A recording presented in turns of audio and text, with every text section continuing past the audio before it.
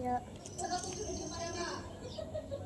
Baik, pada kesempatan kali ini kami dari kelompok 3 akan menjelaskan tentang bab 2, yaitu analisis kurikulum sekolah dasar, membaca CP, menurunkan ke TP, ATP, dan menguji konstruktif alikulen.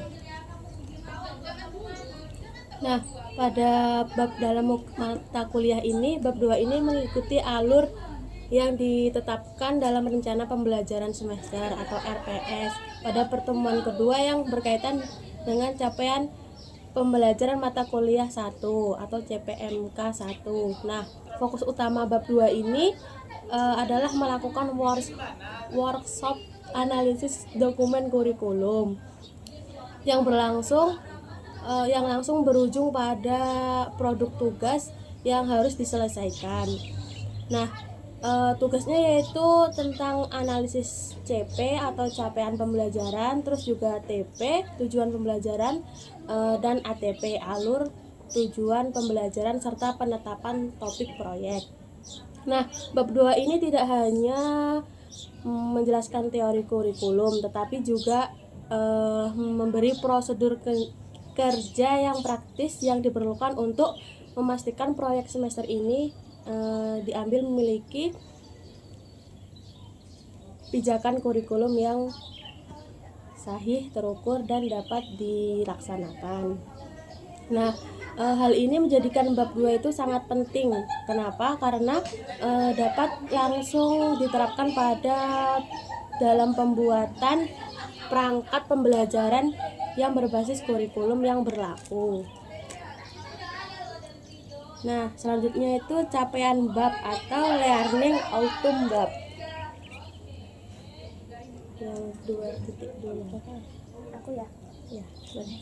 Nah, pada capaian bab atau learning outcomes bab, di sini kita mampu mempelajari yang pertama, menjelaskan peran CP, TP, dan ATP dalam perencanaan pembelajaran SD pada kurikulum Merdeka. Nah, fungsi dari CP itu sebagai aturan utama yang berisi kompetensi yang harus dicapai peserta didiknya. Kemudian yang tujuan pembelajaran atau TP-nya itu adalah penjabaran dari CP yang lebih spesifik, operasional, dan terukur untuk setiap kegiatan pembelajarannya.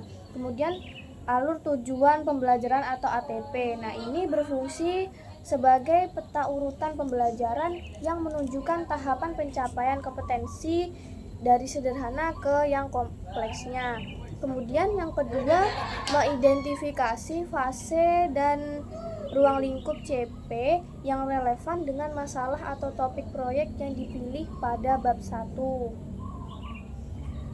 Nah, di sini kita itu mampu menentukan fase pembelajaran seperti fase A, fase B, atau fase B-nya.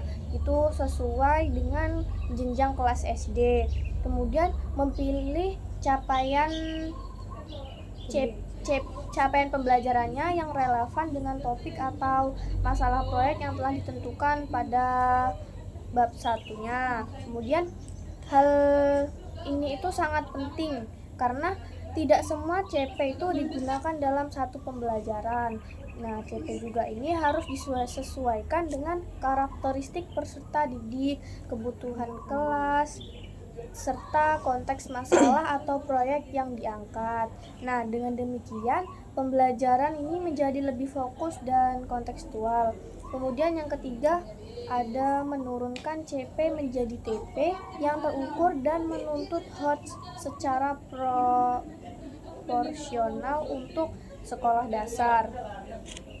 CP yang bersifat umum ini perlu diturunkan menjadi beberapa tujuan pembelajaran yang menggunakan kata-kata kerja operasional yang jelas, kemudian dapat diukur pencapaiannya sesuai dengan kemampuan peserta didik. Nah, dengan TP yang terukur ini tadi, guru itu dapat menilai ketercapaian pembelajarannya secara objektif. Selanjutnya yang keempat ini menyusun garis besar alur tujuan pembelajaran. Yang mana menyusun ATP ini berarti merancang alur tujuan pembelajaran yang tersusun secara logis, bertahap, jelas, dan sesuai dengan kemampuan siswanya. Urutan pembelajaran ini dibuat dari konsep yang paling sederhana menuju yang lebih kompleks atau lebih besar lagi, sehingga siswa tidak merasa kesulitan. ATP ini juga harus realistis dengan waktu, sarana, dan juga konteks kelasnya. Contohnya misalnya siswa ini kita ajak untuk mengenal konsep gaya, lalu mengamati gerak benda di sekitar, dilanjutkan melakukan percobaan sederhana, dan diakhiri dengan diskusi hasil pengamatan untuk menarik kesimpulan dari pembelajarannya. Yang kelima, menguji konstruktif alitmen awal, yang mana memastikan bahwa tujuan pembelajaran ini, aktivitas belajar dan asesmen saling selaras dan juga mendukung. Tujuan yang dirumuskan ini harus benar-benar dilatih melalui aktivitas pembelajaran dan juga diukur dengan asesmen yang tepat.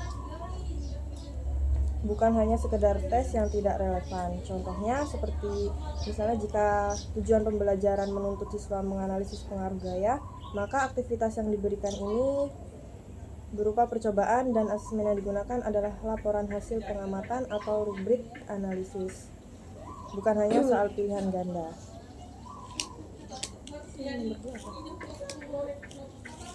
Indikator keberhasilan. Baik, selanjutnya ada indikator keberhasilan bab atau observed indikator. Nah, di sini mahasiswa itu diwajibkan untuk dapat, yang pertama adalah menentukan fase A atau B atau C dan mata pelajaran atau topik yang tepat berdasarkan capaian pembelajaran. Nah, sebenarnya langkah ini tuh memang paling awal dan juga paling krusial karena semua desain pembelajaran tergantung di sini. Nah, cara menentukannya yaitu yang pertama itu kita harus menentukan kelas dulu. Sasaran kelasnya yang pertama ada fase A itu di kelas 1 sampai 2, kemudian fase B itu di kelas 3 sampai 4, kemudian fase C itu di kelas 5 sampai 6. Lalu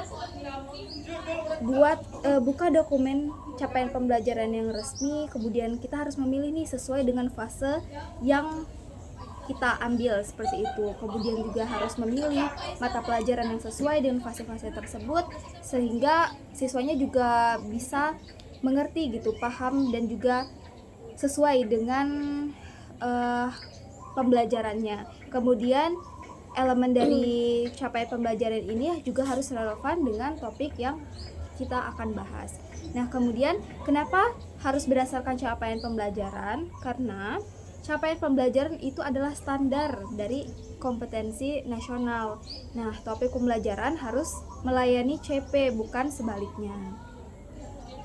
Yang kedua, ada menandai kata kunci kompetensi pada capaian pembelajaran. Setelah tadi kita memilih capaian pembelajaran sesuai dengan fasenya atau kelasnya, jangan langsung membuat tujuan pembelajaran, tetapi juga harus dibedah dulu capaian pembelajarannya. Nah, ada 3 jenis kata kunci yang harus ditandai. Yang pertama itu ada konsep inti. Nah, di sini apa yang harus dipahami oleh peserta didiknya seperti itu. Biasanya berupa istilah, ide utama, dan juga pengetahuan pokok. Nah, yang kedua ada keterampilan proses atau apa yang dilakukan oleh siswa tersebut. Biasanya itu berupa kata kerja. Contohnya adalah mengamati, menganalisis, menyajikan, dan juga mengevaluasi. Kemudian yang ketiga ada konteks penerapan di mana atau untuk apa. Nah, di sini itu konteksnya itu menunjukkan bahwa situasi itu nyata, kemudian lingkungan juga, kemudian sesuai dengan lingkungan sekitarnya seperti itu. Nah, di tahap ini kita jadinya sudah tahu apa yang dipelajari, bagaimana caranya, dan juga diterapkan di mana seperti itu. Lalu yang ketiga adalah menghasilkan 3-4 tujuan pembelajaran yang bersih. Nah, tujuan tersebut bersih kalau memilih 3 syarat utama. Yang pertama itu ada verba operasionalnya yang jelas, yaitu menggunakan kata kerja yang bisa diamati dan dinilai, misalnya mengidentifikasi, menjelaskan, menganalisis, kemudian menyajikan seperti itu. Yang kedua adalah kondisi atau konteks terdefinisi. Contohnya adalah topiknya apa, lingkupnya di mana, seperti itu. Selanjutnya yang keempat, menyusun ATP dengan ringkas yang menunjukkan urutan belajar dari sederhana ke kompleks atau scaffolding. Nah, di sini aturan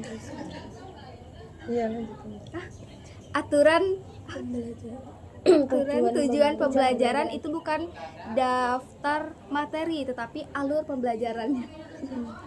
Alur pembelajaran atau ATP.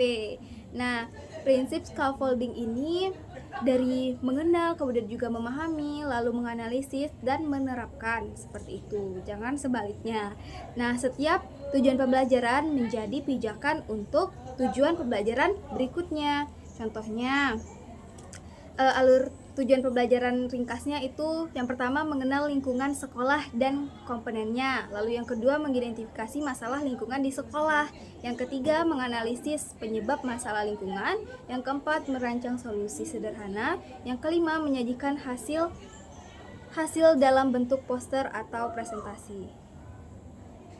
Lanjut tentang ini ya. Siapa?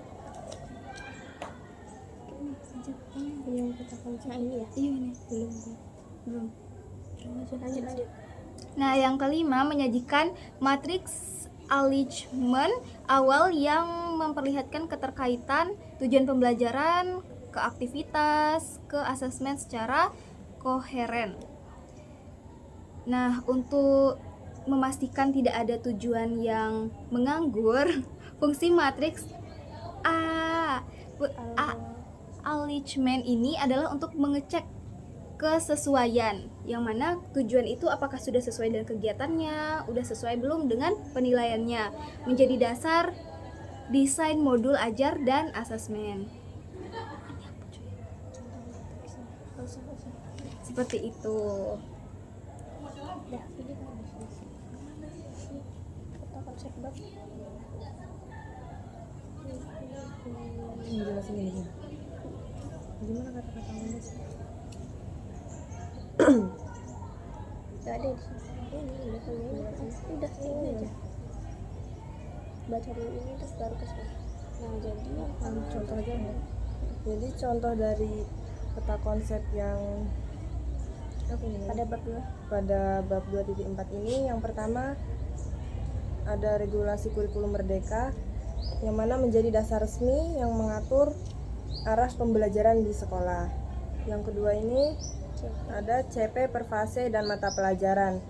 Di sini itu ditentukan per fase dan mata pelajaran berisi kompetensi yang harus dicapai oleh siswa. Contohnya, capaian pembelajaran IPA fase B tentang gaya dan gerak. Yang ketiga, ekstraksi konsep inti dan kompetensi, di mana guru mengamati konsep penting dan keterampilan utama dari capaian pembelajaran. Contohnya, konsep gaya, keterampilan mengamati dan menjelaskan. Yang keempat ini, tujuan TP, yaitu tujuan terukur, yang mana CP diturunkan menjadi tujuan yang spesifik, terukur, dan juga jelas. Contohnya, siswa dapat menjelaskan pengaruh gaya terhadap gerak benda. Lalu ada ATP atau alur pengisi atau alur progresi tujuan. Jadi tujuan pembelajaran ini disusun berurutan dan juga sederhana serta kompleks. Contohnya mengenal gaya, lalu melakukan percobaan, dan hasil akhirnya menganalisis atau mempresentasikan.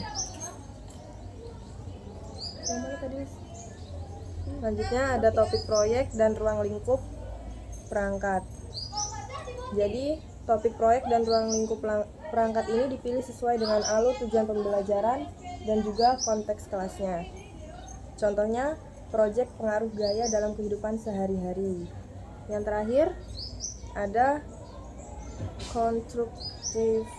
konstruktif alignment, yaitu menjaga kesesuaian antara tujuan, aktivitas belajar, dan juga asesmen. Contohnya, tujuan menganalisis, aktivitas eksperimen, lalu yang terakhir asesmen laporan. siapa nih? Aku lah ya. Iya. Nah, selanjutnya itu ada pematik kasus. Nah, kasusnya pada sekolah dasar itu seorang guru kelas berapa ya? Mana? Kelas 4 Iya, kelas 4. menyusun RPP teks informasi dengan aktivitas menyalin teks dan menjawab 10 soal pilihan ganda. Hasilnya siswa tampak selesai bekerja, tetapi saat diminta menyimpulkan isi bacaan dan membedakan ide pokok, ide pendukung teks baru banyak yang gagal. Nah, guru merasa sudah mengajar dan sudah menilai, tapi capaian belajar tidak sesuai dengan harapan. Nah, di sini analisis masalahnya itu, untuk menganalisis masalah ini kita dapat melihat dari 3 komponen utama dalam perencanaan pembelajarannya yang terkait, yaitu tentang CP, capaian pembelajaran, selanjutnya tujuan pembelajaran, dan alur tujuan pembelajaran secara aktivitas dan asesmen. Nah, pertanyaan yang pertama itu, jika CP menuntut pemahaman dan transfer, bagaimana yang bermasalah? Bagaimana yang bermasalah? Ada nggak ya?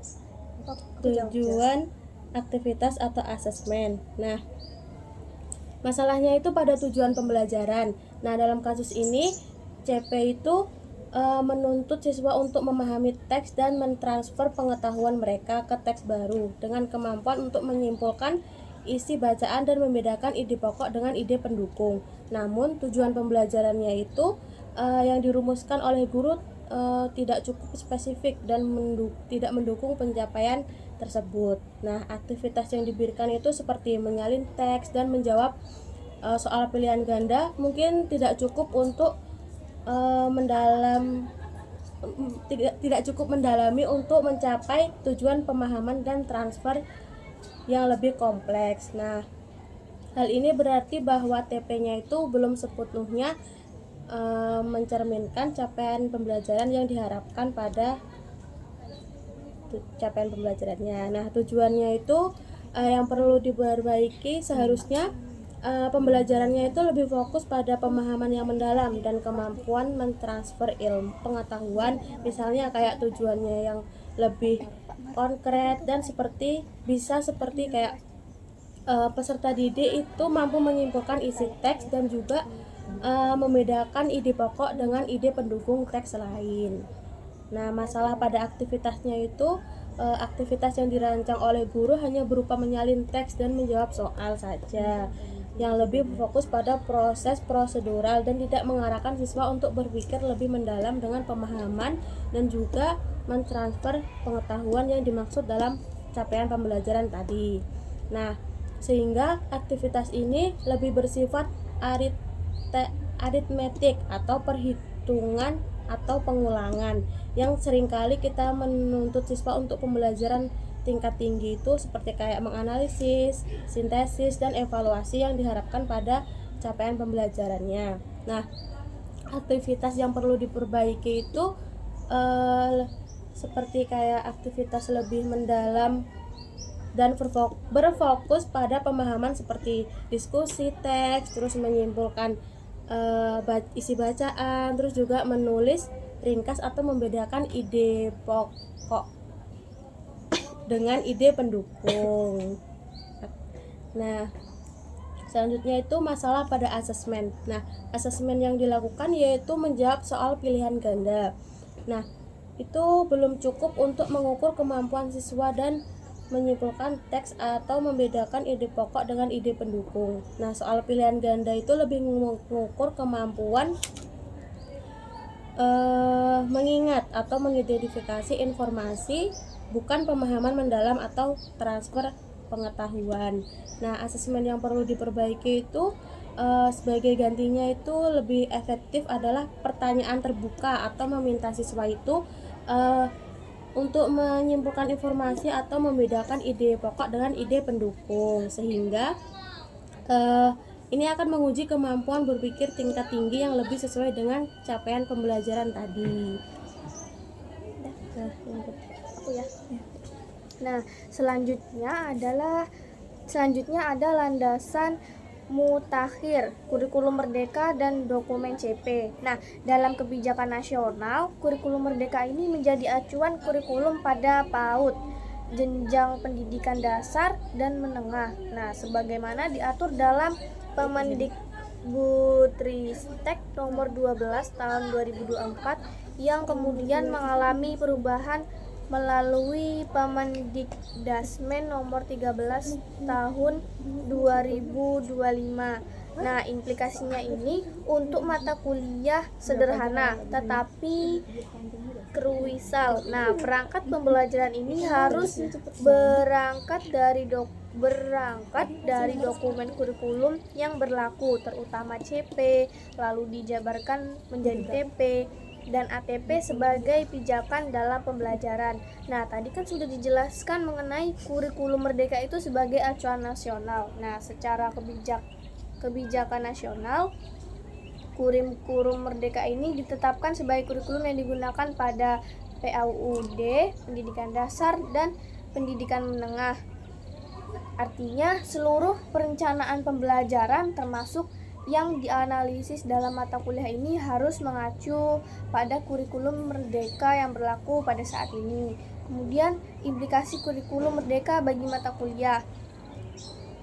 Nah, jadi implikasinya itu yang pertama, perangkat pembelajaran itu tidak boleh lepas dari dokumen kurikulum resmi. Kemudian perencanaan pembelajaran itu harus dimulai dari CP, kemudian ECP sebagai acuan utamanya. Kemudian CP ini dijabarkan menjadi ATP, TP, kemudian CP ini dijabarkan menjadi TP dan ATP.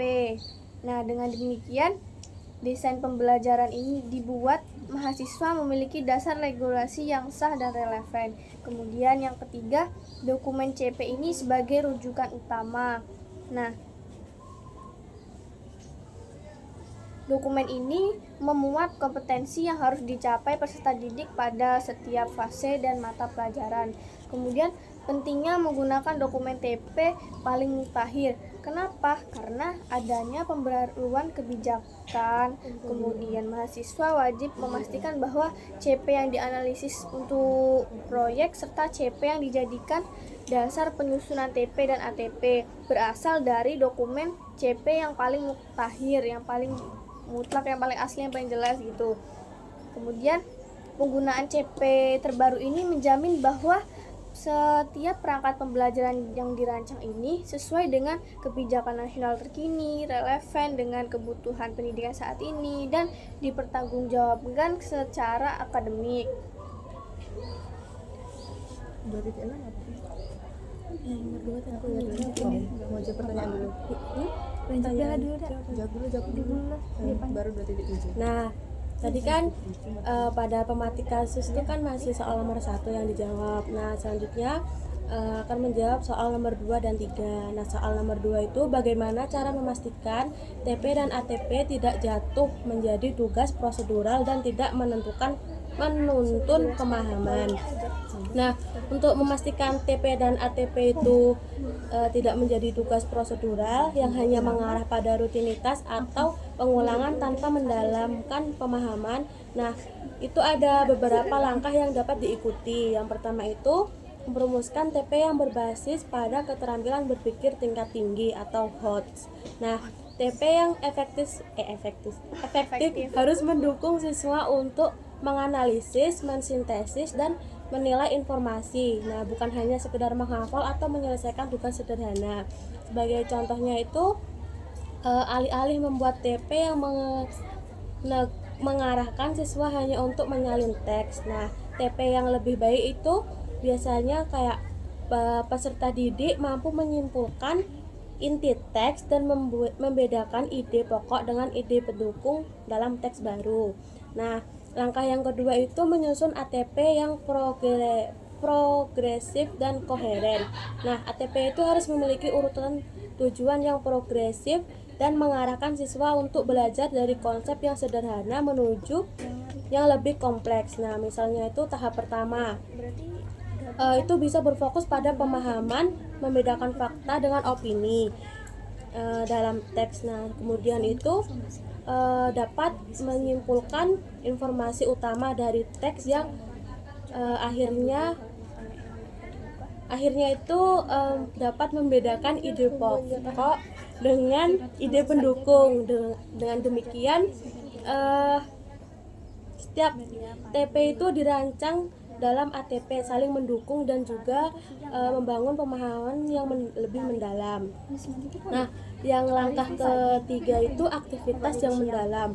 Nah, pada aktivitas ini seperti kayak diskusi kelompok, analisis teks, dan juga presentasi dan penggunaan strategi pemecahan masalah dapat menggantikan tugas prosedural yang tidak menuntut pemahaman.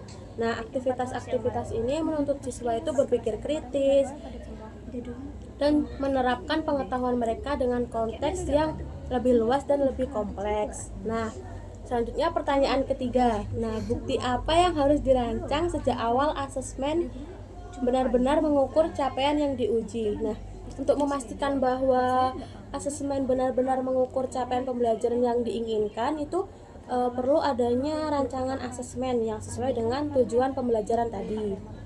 Nah, dalam menyusun asesmen tadi ada beberapa langkah yang harus dipertimbangkan dalam merancang asesmen. Yang pertama itu kesesuaian antara TP dan asesmen. Nah, asesmen ini harus dirancang untuk mengukur kompetensi yang diinginkan sesuai dengan CP dan TP-nya tadi. Nah, sebagai contoh itu, jika tujuan pembelajarannya adalah agar siswa dapat menyimpulkan teks dan membedah ide pokok dengan ide pendukung, asesmen yang diperlukan harus berupa pertanyaan yang meminta siswa untuk menyimpulkan teks atau memilih ide pokok dan ide pendukung. Nah, asesmen itu berupa pertanyaan yang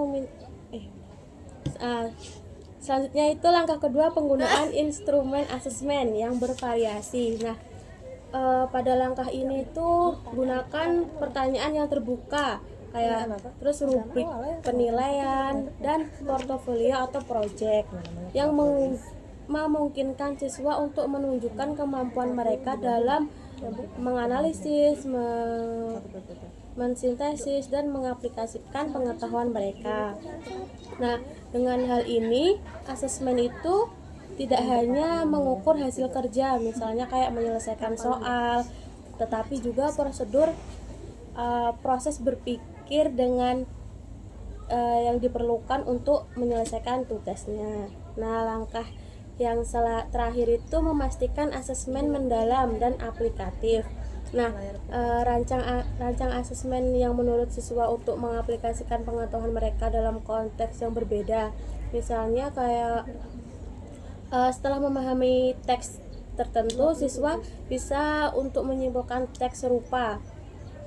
Kayak bisa membedakan ide pokok atau ide pendukungnya pada teks yang baru atau soal yang diberikan gurunya.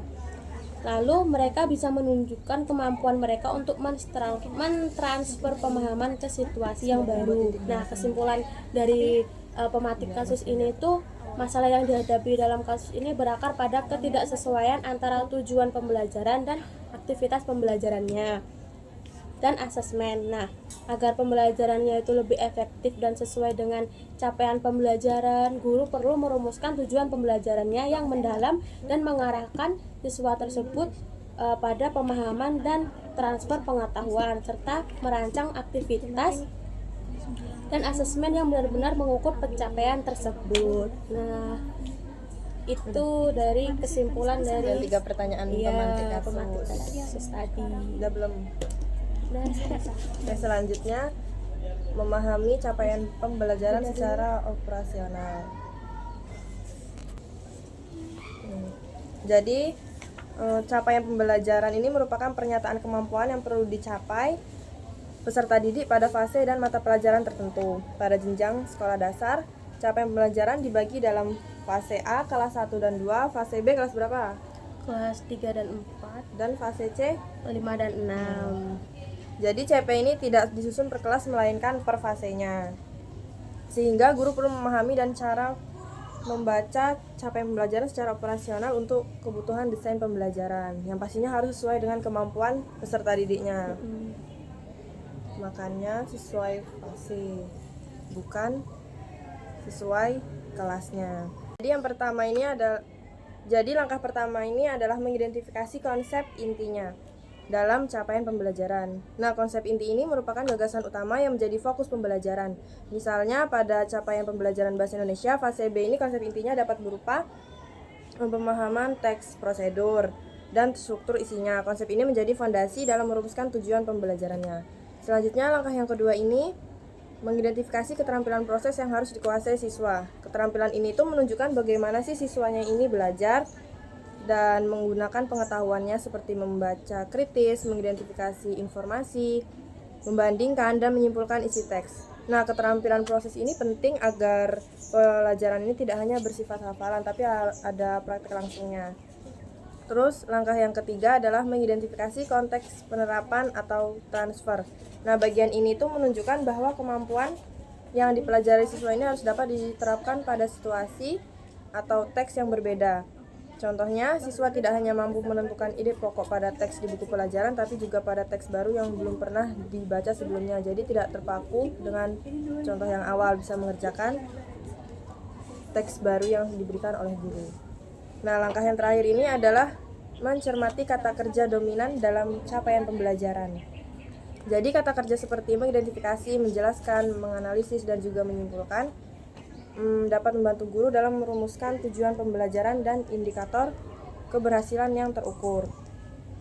Dengan memahami kata kerja ini, gurunya itu dapat memastikan bahwa tujuan pembelajaran dan asesmen selaras dengan tuntutan capaian pembelajaran. Nah, dengan kita memahami CP secara operasional ini, nanti kita sebagai guru itu tidak hanya membaca dokumen kurikulum, tetapi mampu menerjemahkannya menjadi pembelajaran yang bermakna, terarah, jelas, dan sesuai dengan kebutuhan peserta didik. Desain aktivitas dan asesmen. Nah, jadi tujuan pembelajaran itu turunan dari capaian pembelajaran yang lebih spesifik. Kemudian dipakai untuk jangka waktu tertentu, misalnya beberapa pertemuan seperti itu, 1 pertemuan, 2 pertemuan seperti itu. Nah, jadi dasar untuk aktivitas pembelajaran dan asesmen. Intinya tujuan pembelajarannya jelas, aktivitas dan penilaiannya juga nggak bakal melenceng seperti itu. Nah, kemudian prinsip perumusan tujuan pembelajaran itu dibedah menjadi satu-satu. Yang pertama adalah verba operasional jelas dan sesuai sekolah dasar. Verba itu harus bisa diamati, kemudian juga harus bisa dinilai, dan juga harus masuk akal untuk usia SD. B5 ada orang masih ada. Nah, contoh verba yang tepat adalah mengidentifikasi, membedakan, menjelaskan, menyimpulkan, dan menyajikan. Nah, yang kedua adalah objek belajar yang jelas. Objek itu apa? Objek itu adalah apa yang dipelajari oleh siswa, harus spesifik, bukan secara umum. Nah, lebih jelasnya adalah ini adalah ide pokok, teks, informasi, masalah lingkungan sekolah, sifat bangun data, dan sebagainya. Yang ketiga ada kondisi atau konteks jelas. Nah, di sini menjelaskan belajar lewat apa, kemudian situasi seperti apa, konteksnya di mana. Yang keempat ada kriteria keberhasilan yang jelas. Nah, tanda siswa sudah mencapai tujuan pembelajaran itu sebenarnya apa sih? Jadi, bisa berupa indikator minimal, kemudian juga level rubrik, kemudian bentuk produk atau kinerja. Contoh tujuan pembelajaran yang bersih itu contohnya adalah peserta didik mampu membedakan ide pokok dan ide pendukung pada teks informasi melalui kegiatan membaca dan diskusi, ditunjukkan oleh ketepatan mengisi tabel ide pokok atau pendukung. Nah, ini contoh untuk mata pelajaran Bahasa Indonesia kelas 4 SD. Terus apa lagi? Kenapa format ini penting? Karena tujuan pembelajaran itu langsung menyambung ke aktivitas, kemudian aktivitas itu menyambung ke asesmen, dan asesmen itu mengukur capaian pembelajaran, seperti itu. Nah, kemudian selanjutnya menyusun ATP sebagai progresi belajar. Alur tujuan pembelajaran atau ATP ini merupakan susunan tujuan pembelajaran yang disusun secara beruntut untuk menunjukkan progresi belajar peserta didik. Nah, yaitu perjalanan belajar dari kemampuan persyaratan menuju capaian yang lebih kompleks. Nah, ATP ini berfungsi sebagai peta pembelajaran yang membantu guru memastikan bahwa peserta didik berkembang secara bertahap dan bermakna. Kemudian apa kriteria ATP yang kuat? Mungkin sudah sedikit dijelaskan oleh Nurul. Nah, yang pertama itu progresif. ATP ini harus disusun secara bertahap dengan memperhatikan perkembangan kemampuan peserta didik, yaitu dari konkret ke abstrak, sederhana ke kompleks, dari dibantu ke yang mandiri. Nah, artinya siswa ini tidak langsung dituntut untuk menguasai tingkat yang lebih tinggi, tapi melalui tahap yang logis dan sesuai dengan kemampuan atau kesiapan belajarnya mereka. Kemudian koheren. Nah, setiap tujuan pembelajaran ini harus saling berkaitan, saling mendukung, kemudian tidak berdiri sendiri. Tapi sebelumnya menjadi fondasi bagi tujuan pembelajaran sebelumnya itu menjadi fondasi tujuan pembelajaran yang berikutnya. Kemudian realistis. Nah, ATP ini perlu disusun secara realistis dengan mempertimbangkan alokasi, kondisi kelas, karakteristik siswa, kemudian sumber belajar yang tersedia, kemudian menyediakan ruang deep learning. Nah, ATP yang kuat ini tidak hanya mengejar ketuntasan materi, tetapi juga memberi ruang bagi deep learning, yaitu elaborasi, memperluas, memperdalam, dan memperpaham, kemudian refleksi, meninjau kembali, kemudian transfer, menerapkan pengetahuan pada situasi atau konteks yang baru. Nah, dengan demikian peserta didik ini tidak hanya memahami materi, tetapi juga mampu menggunakan dalam atau menerapkan di dalam kehidupan nyata. Kemudian keterkaitan materi, kompetensi, dan juga profil pelajar. Nah, dalam RPS ini, pembelajaran tidak hanya dilihat dari materi apa yang diajarkan, tetapi juga dari kompetensi apa yang dikembangkan dan profil pelajar seperti apa yang ingin dibentuk. 12 maksudnya. Oleh karena itu, materi, kompetensi, dan profil belajar Pancasila ini harus saling terkait dan terlihat secara nyata dalam topik proyek, tujuan pembelajaran, dan alur tujuan pembelajaran. Nah, secara operasional ini materi dipahami sebagai konsep inti atau ide besar yang dipelajari oleh siswa, bukan hanya sekedar daftar isi bukunya saja. Materi berfungsi sebagai sarana untuk membangun pemahaman, misalnya pada mata pelajaran Bahasa Indonesia, sekolah dasar materi teks informasi bukan hanya tentang membaca teks, tapi memahami struktur, ide pokoknya, dan juga informasi penting di dalamnya. Selanjutnya, kompetensi menunjukkan apa yang dapat dilakukan siswa setelah belajar. Kompetensi ini tampak dalam rumusan TP dan ATP yang menggunakan kata kerja operasional, seperti mengidentifikasi, membedakan, menganalisis, dan menyimpulkan. Kompetensi menjadi bukti bahwa siswa tidak hanya menerima materi tetapi mampu menggunakannya secara aktif. Sementara itu, profil pelajar Pancasila tercermin dari perilaku belajar dan juga sifat peserta didiknya yang telah terbentuk melalui desain aktivitas dan asesmen. Profil ini tidak diajarkan secara terpisah, melainkan muncul sebagai konsekuensi dari cara belajar yang dirancang guru, seperti kerja kelompok, diskusi, refleksi, dan juga pemecahan masalah. Nah, contohnya itu di sekolah dasar pada kelas ini 4 ya? 4. Yang mana topik proyeknya ini menyajikan informasi dari bacaan. Nah, materi konsep intinya ini teks informasi, ide pokok, dan juga ide pendukungnya. Yang kedua, kompetensi, siswa mampu mengidentifikasi ide pokok dan menyimpulkan isi teks informasi dengan bahasanya sendiri. Yang ketiga, profil pelajar Pancasila, bernalar kritis, yaitu siswa menganalisis isi bacaan. Mandiri, siswa menyusun ringkasan secara individu, dan gotong royong, siswa berdiskusi dalam kelompok untuk membandingkan hasil. Dalam contoh tersebut, materi menjadi dasar pemahaman, kompetensi tampak dari kemampuan yang dilakukan siswa, dan profil pelajar Pancasila yang muncul dari proses belajar dengan rancangan. Dengan demikian, keterkaitan materi, kompetensi, profil pelajar memastikan pembelajaran sekolah dasar tidak hanya berorientasi pada isinya saja, tetapi juga pada pembentukan kemampuan dan juga karakter secara utuh. Selanjutnya saya akan menjelaskan tentang constructive alignment, yaitu uji kualitas desain sejak awal.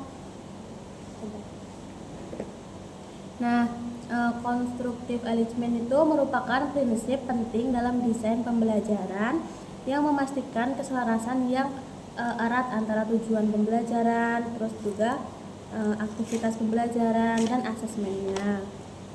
Terus tujuan utama dari konstruktif alignment itu untuk memastikan bahwa seluruh elemen pembelajaran saling mendukung satu sama lain. Nah, sehingga tujuannya itu bisa tercapai dengan baik. Nah, pada dasarnya konstruktif alignment itu berfokus pada kesesuaian antara apa yang ingin dicapai, terus bagaimana siswa itu belajar, dan bagaimana hasil pembelajaran yang diukur. Dan tanpa alignment yang baik itu bisa terjadi aktivitas yang ramai yang tidak menghasilkan pencapaian tujuan pembelajaran yang diinginkan atau nilai tinggi pada asesmen itu tetapi tidak mencerminkan pemahaman yang mendalam dari siswanya. Nah, untuk memastikan adanya keselarasan digunakan suatu alat yang disebut dengan matris alignment awal. Nah, matris ini adalah alat untuk memetakan dan memverifikasi hubungan yang jelas antara tujuan, aktivitas, dan asesmen. Nah, konstruktif alignment itu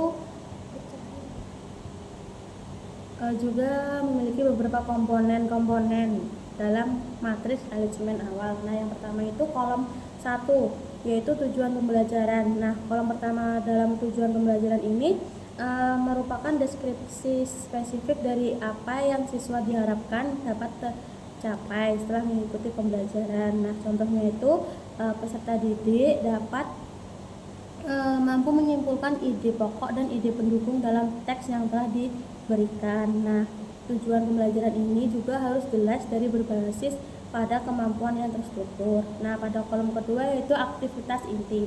Nah, kolom kedua ini berisi aktivitas inti, yaitu kegiatan pembelajaran yang dirancang untuk mencapai tujuan pembelajaran yang telah ditetapkan. Nah, contohnya itu kayak siswa membaca teks, mendiskusikan ide pokok dan ide pendukung dalam kelompok kecil, lalu menyimpulkan hasil diskusi tersebut di depan kelas. Nah, aktivitas ini juga harus mengarah pada pengembangan keterampilan yang sesuai dengan tujuan pembelajaran. Jika TP-nya adalah menyimpulkan ide pokok, maka aktivitasnya juga harus berfokus pada kegiatan yang menyenangkan, yang memungkinkan siswa untuk menganalisis teks dan mengidentifikasi informasi utama. Nah, selanjutnya kolom ketiga, yaitu asesmen atau bukti capaian. Nah, pada kolom ketiga ini, asesmen atau bukti capaian itu yang menjelaskan cara mengukur apakah siswa telah mencapai tujuan pembelajarannya itu.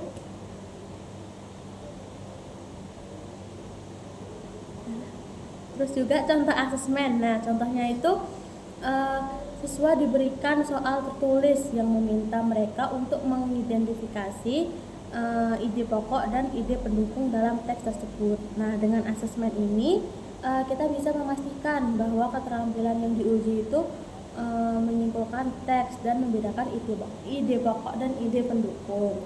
Nah, selanjutnya yaitu kolom 4, risiko dan diferensiasi awal.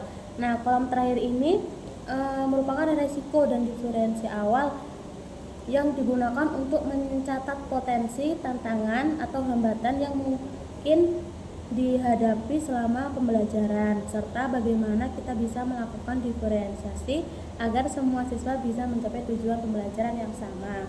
Nah, contohnya itu contoh risiko. Nah, contoh risiko yaitu siswa yang kesulitan memahami teks mungkin akan kesulitan dalam mendiskusikan ide pokok dan juga ide pendukung.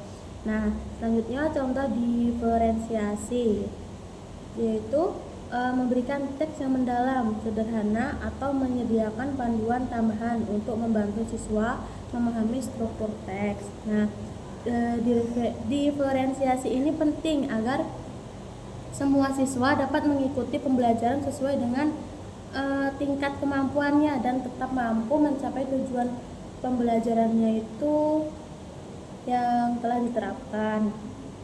Nah, ringkasan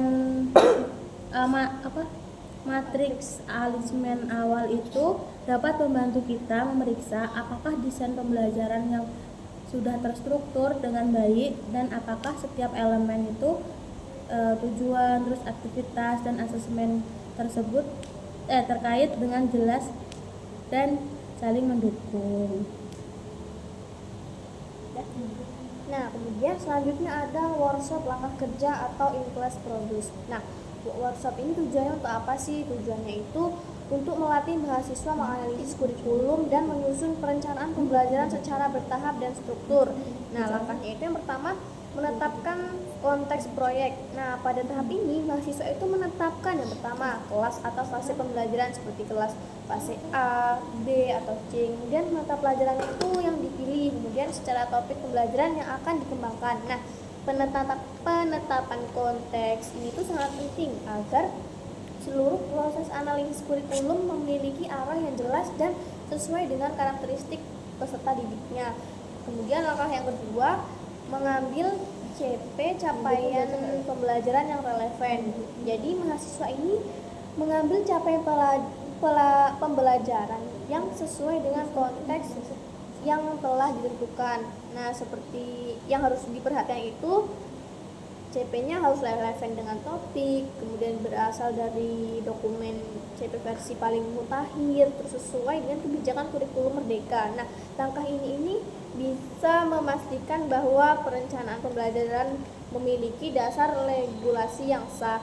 Kemudian langkah yang ketiga, mengekstraksi kata kunci CP. Pada tahap ini, mahasiswa membaca CP secara cermat, kemudian menandai kata kunci kompetensi, meneliti konsep inti, keterampilan proses, dan konteks penerapannya.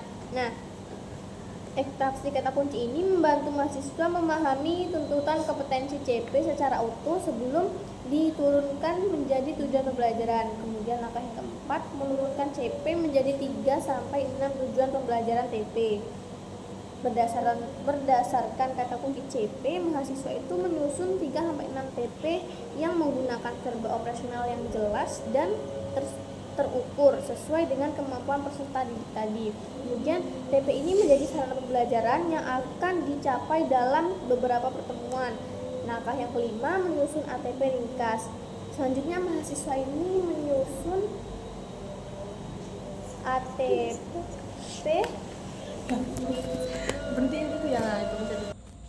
Nah, selanjutnya itu langkah kelima, yaitu menyusun ATP ringkas. Nah, mahasiswa ini menyusun alur tujuan pembelajaran atau ATP secara ringkas dengan mengurutkan TP dari yang paling sederhana ke yang paling kompleks dan memastikan keterkaitan antara TP. Kemudian menyesuaikan dengan konteks kelas serta alokasi waktu. ATP ini berfungsi sebagai peta progresi belajar peserta didiknya.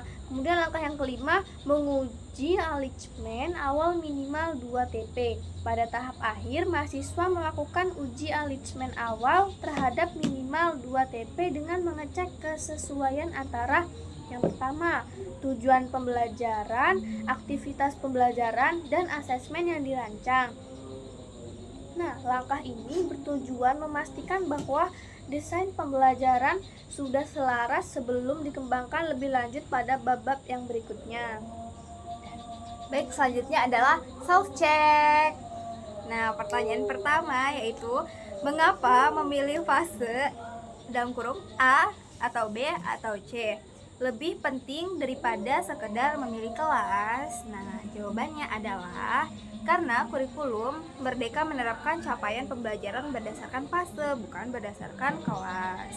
Nah, fase menunjukkan tahap perkembangan kemampuan peserta didik dalam rentang waktu tertentu, misalnya 2-3 tahun, sedangkan kelas hanya pembagian administratif. Dengan berpatokan pada fase, guru dapat menyesuaikan pembelajaran dengan persiapan perkembangan siswa sehingga tidak terlalu sulit atau terlalu mudah. Nah, yang kedua, apa beda CP atau tujuan pembelajaran dengan TP atau tujuan CP capaian pembelajaran atau TP dan TP tujuan pembelajaran atau TP? Dan apa konsekuensi kesalahan membedakannya terhadap asesmen? Nah, CP adalah target kompetensi akhir suatu fase yang bersifat umum dan jangka panjang, sedangkan TP atau tujuan pembelajaran adalah turunan capaian pembelajaran yang lebih spesifik, operasional, dan terukur untuk jangka waktu tertentu, misalnya satu atau beberapa pertemuan. Jika guru keliru membedakan CP dan TP, misalnya menjadikan CP sebagai TP, maka tujuan pembelajaran menjadi terlalu luas. Akibatnya, asesmen tidak fokus, tidak terukur, dan tidak valid karena tidak jelas kemampuan spesifik apa yang ingin dinilai. Lalu yang ketiga, apa saja ciri ATP? Alur pembelajaran, tujuan pembelajaran yang buruk dan bagaimana dampaknya terhadap pembelajaran sekolah dasar. Nah, jawabannya ada 2 ciri alur tujuan pembelajaran yang buruk, yaitu 1. Urutan tujuan tidak logis. Misalnya, siswa diminta menganalisis sebelum memahami konteks pembelajaran dasar. Nah, yang kedua, terlalu padat dan tidak realistis sehingga tidak sesuai dengan waktu dan kemampuan siswa sekolah dasar. Nah, dampaknya siswa menjadi bingung dan kesulitan memahami materi, sementara guru cenderung hanya mengejar target tanpa memastikan pemahaman mendalam. Lalu yang keempat, apa yang dimaksud dengan misal dalam pembelajaran? Berikan contohnya. Nah, jadi misalignment itu terjadi ketika tujuan pembelajaran, aktivitas pembelajaran, dan asesmen tidak selaras. Contohnya, tujuan pembelajarannya adalah peserta didik mampu menganalisis ide pokok dan ide pendukung pada teks informasi. Aktivitasnya adalah menyalin teks dari buku pelajaran dan asesmennya adalah soal pilihan ganda tentang pengertian teks informasi. Pada contoh tersebut menuntut kemampuan analisis, tetapi aktivitas dan asesmen hanya mengatur hafalan sehingga tujuan pembelajaran tidak benar-benar tercapai. Lalu yang kelima, pertanyaannya yaitu bukti apa yang paling kuat untuk menunjukkan bahwa peserta didik telah mengalami transfer belajar dalam tugas di SD? Jawabannya, bukti paling kuat transfer belajar adalah ketika peserta didik mampu menerapkan pengetahuan dan keterampilan pada konteks yang baru. Jadi, bukan hanya pada contoh yang sama saat belajar. Misalnya, siswa dapat menganalisis teks informasi baru yang belum pernah dibaca, kemudian menyelesaikan masalah nyata di lingkungan sekitar, atau menghasilkan produk atau proyek sederhana yang relevan dengan kehidupan sehari-hari. Hal ini menunjukkan bahwa pemahaman siswa tidak sekedar menghafal, tetapi juga benar-benar bermakna. Seperti itu.